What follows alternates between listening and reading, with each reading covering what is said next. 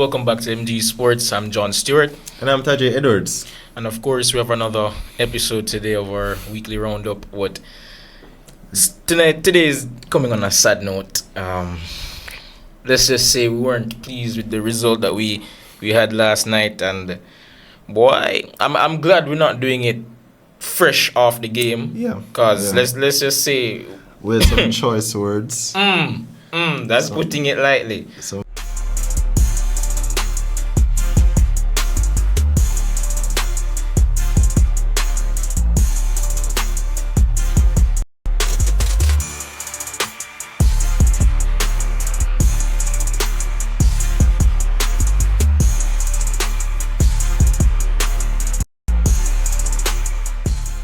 very choice words. And first, no one do it on a sour note. Let's just congratulate the teams that qualified first and foremost. Curacao, smallest nation to ever make it to the World Cup, the big stage, biggest show on earth.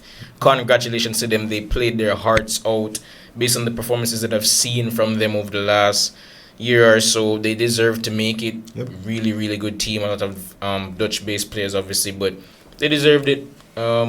They had structured so this campaign, they had a system, and they had, most importantly, they had a plan to qualify for the World Cup. So again, hats off to Curacao and the other teams that qualified last night. I believe that's Haiti and Panama, and Suriname. Yeah. So congratulations to all three teams. And as for us, Jamaica, we're gonna have to be content with playing in the playoffs, which we were supposed to play 2 games should we win our first one, of course, against teams from different continents. Yep. The draw is supposed to take place on Thursday, I believe. So remains to be seen how that's gonna go. Still have hope, obviously, that we can qualify in March, but it's going to feel, even if we do qualify, it's going to be feeling a bit anticlimactic because obviously we would have wanted to be done at home in front of the fans and a packed out stadium. Yeah, in front of over 35,000 people. The place was rammed till it can't ram no more. Like, people were on the walls and right around. Yep. Right around. And it just feels so sad because I don't we're ever going to get like a turnout like that ever again. Not even the turnout, the opportunity to qualify on home soil in front of a packed out national stadium, given the circumstances the country has faced the last 2 weeks. You know, it was a missed opportunity, but yeah. And right throughout this campaign, so much has been made of how hard we tend to make things unnecessarily difficult. It really didn't even have to come down to this game, but it did, and so much went wrong. Not just last night, but throughout the campaign. But first and foremost, before we even go into the match and the analysis and all of that, I have to say this, and I don't care because obviously the coach is gone now, so I can just talk freely because there's no repercussions at this point. Steve McLaren, if you did that last night, because I see you come with a little sheet that he was reading from. That means he had it ready. Yeah. He had it ready.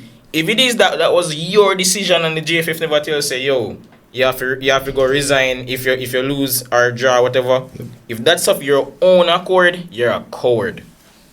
Straight up. And just to piggyback off you call him a coward, it kind of translates into how the team has been playing, especially when we went to Trinidad, knowing that we needed 3 points.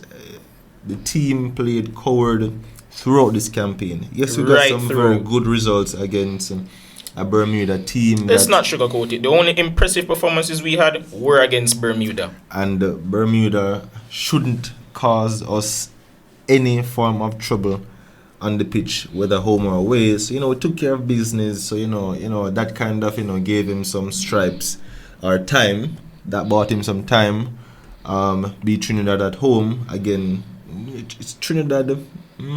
Okay, we won, but players, we were not we're not performing well in that game. We weren't on any other given day. They had scored 3 goals that were offside. The player went would have gone a little bit later. 3 good goals, and we lose that game 3-2. So again, the tactics coward, his selection coward, his man management coward. So again, many times players who have no form at the club or international level, and he just, as soon as they come back from injury or whatever, or as soon as they're available, just right into the starting lineup. And I'm sorry, I'm not gonna go overboard, obviously, because once a coach is here, you back him. You see me? That's I'm the most optimistic Reggae Boyz fan you'll ever meet. I backed him fully, even though I wasn't confident in him. Because in a day, it's about the team. So you get me? But now that he's gone, I'm going to say all that I feel. And the truth is, we have made no secret that we've questioned some of his decision making. But now looking back at all of it, reflecting, I'm saying, how could the GFF and like everybody who's involved in decision making, how could they see all of this and be like, yeah man, give more time? In my opinion, the first alarm bells that I saw were from when we drew 1-1 against St. Vincent, when we went down there and drew. Like, come on, bro. Come on. We make it so hard whenever we play. I mean, I guess what brought him all this time was we were looking beyond the qualifiers. We were looking and saying, okay, we saw the group, we understood the situation, and everyone's mindset was, okay, we may not 100% believe in the coach, we may not believe in his tactics or whatever, but with the talent we have, with the pool of players we have, we expect to make the World Cup automatically. So I guess a lot of the higher ups, the powers that be, kind of overlooked a lot of things because they just trust the process that, okay, yes, we might have our off days, but with the squad we have, any coach or any decent coach, any half decent coach can get this team to the World Cup automatically. So, a lot of those shortcomings that we saw, and it's like, okay, all right, we won, but a lot of that got swept under the rug because we're saying like, okay, come on guys, we have to make it out of this group, And then if you point those things out, in the moment, people were calling people who said stuff like that, believe in our squad, and you're a hater. And my thing is, there has to be a balance. Yes, as I said before, I'm the most optimistic Reggae Boyz fan you'll ever meet. I fully back the squad no matter what.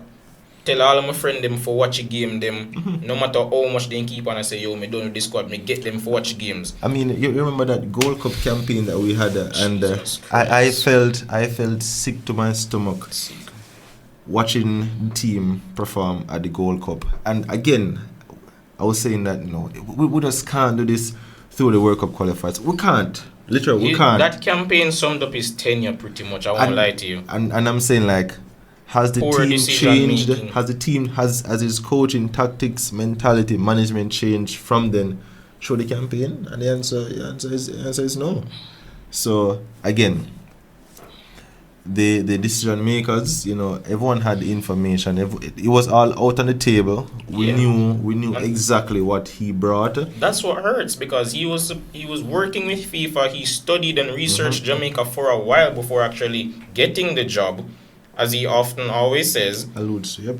And despite the fact that you had all this time to prepare and all that, and to know the region and to see what works best, don't get me wrong, some of the things I'm grateful for, because I very much believe that the reason why we got some of those overseas players was because of the name of McLaren. Yeah, his don't influence, for sure. But when you look across everything that he has done, and there's so much that went wrong in terms of what he did during the tenure.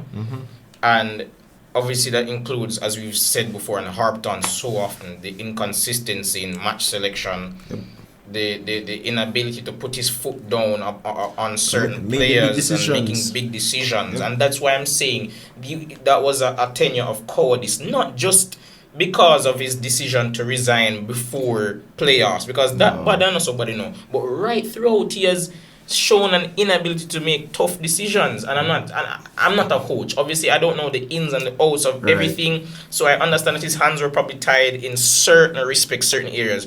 But bro, there are certain things what did just unnecessary and just it's self-inflicted, bro. Self-inflicted. And the draw to Curacao last night, self-inflicted. The draw to The Trinidad, Trinidad. Oh my God, self-inflicted. bro. The loss to Curacao away, self-inflicted. The Gold Cup campaign, self-inflicted. So you look at all those results, you look at everything, and you say, okay, what has this coach done to make us believe that he's the right man for the job? What has he done? And he's had this time, after the Gold Cup, or during the Gold, I don't remember which game it was, but during the Gold Cup, I was like, I don't like where this is going, but I was willing to give him a second chance. I was willing to say, you know what, coach? Things happen. Teams have bad tournaments, this, that, whatever. Let's put it aside, focus on the World Cup qualifiers, and then, get the mood right, get everything right just in time for the World Cup. That was my thinking. So, when we went and we lost to Curacao away, I was left scratching my head. I was like, no, this isn't progress. This is the same team that we saw in the Gold Cup. Nothing changed. And then we went to Trinidad, and it's funny, but I think that Trinidad game last night hurt me. Last night, live and in the flesh, last night hurt me. But that Trinidad game took my soul away. I was left empty after that Trinidad game because we all knew what was going to happen last night from Curacao perspective. And for me, before that, we knew that Curacao only needed a point. We could have tallied their lineup, we could have tallied the system, we could have tallied the instruction, everything, put it on the table and say, Curacao will do this. And my thing is, we showed up and it's like we didn't expect Curacao to do this. So the pressing wasn't intense enough for me. There was some effort on some players, yes, but it was in at times, and it was disjointed in the press. Only certain players were pressing. Right, we saw Nicholson. He was the one who would lead it, and then he looks behind him, and he's saying, "Hey, come support me," but nobody's coming. And my thing is this: is it a coaching decision to man lead the press, or was it? Okay, we're not gonna press, and Nichols took it upon himself to press, and the rest of the team was like, no, coach's orders, we're not pressing. Like, what happened? Because you saw there was a disjoint completely. Nicholson was the one pressing keeper, defender, even if it's them going against the coach's orders, that still falls on the coach. Why? Because you're the leader of the team. You're supposed to command respect and put the players on the field that will respect you enough to do their jobs. That's on you. And it's as simple as that. And there's no one else to blame, right? No, like obviously we've talked at length about certain players that we don't feel should be starting and fit a certain role in the team. We've talked at length about the tactics of the team, but the truth of the matter, the fact. It's just that the coach simply wasn't good enough, really. And we just have to take a long, hard look at ourselves, and I feel like there's a huge shake-up needed, especially in that midfield area, but just on the organization and the team as a whole. There are certain players that haven't been called up that I feel like need to be called up for the playoffs. There are certain midfielders who are playing both locally and overseas that I feel that need to at least get a look in for this upcoming playoffs. You mentioned the midfield, and last night in particular, from where we sat, there was a hole in the midfield. Nobody was there. And we're going to be transparent here and hold the players accountable. Bobby Reed, he was a person that should have been in that space created, and he was not. We saw him picking up position behind the centre half. He's hiding behind the centre half, bro. The CDM out wide, drifting out wide, and that left a huge space. So and that's why every time we tried to build from the back, there was nothing else to do but just throw long balls up top. So every time King had the ball or Hayden dropped in to receive the ball, the space was there because Bobby Reed is one side, Cephas is hugging the line. There was no one there.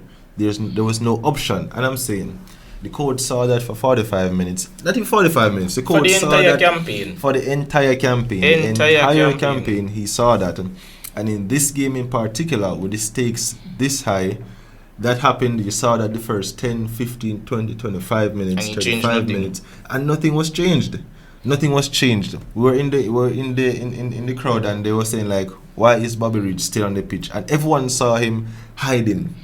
Everyone saw him hiding behind the players. I was like, okay, if we can see this, we're not managers. We don't have that eye for even from managing. Where I I was sitting, I could see it. And you're a Manchester United fan, so I'm sure you'll appreciate this analogy. But as much as people can, in hindsight, say, "Yo, McTominay and Fred are decent players," they shouldn't have been let go, because they still the state of the midfield. No. Yep. But then the complaint was always similar to something that we're saying. No. And it is that they do not know how to play the position. Nope.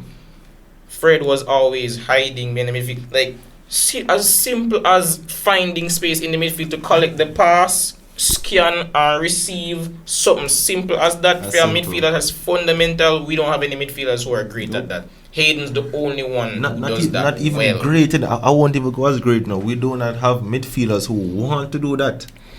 Because we saw Bobby Reed, we knew that he was the one that's supposed to be there, and he was everywhere but there. Like, it was so evident. We don't kill him. Fans, we don't kill him. He's a good player and a good person. But he tries his ass off. But the role that McLaren wanted him to play, bro. That's not his role. That's not his role.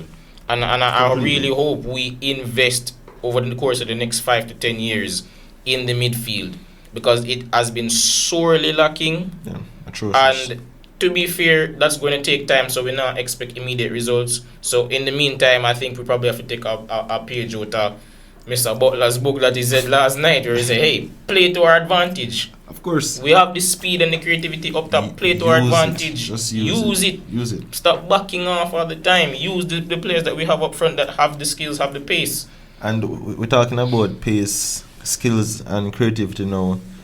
Cephas, our best player throughout the campaign, a player that has come up clutch for us countless times. As frustrating as he may be to some people, big up Cephas, big up yourself. 100%, 100%.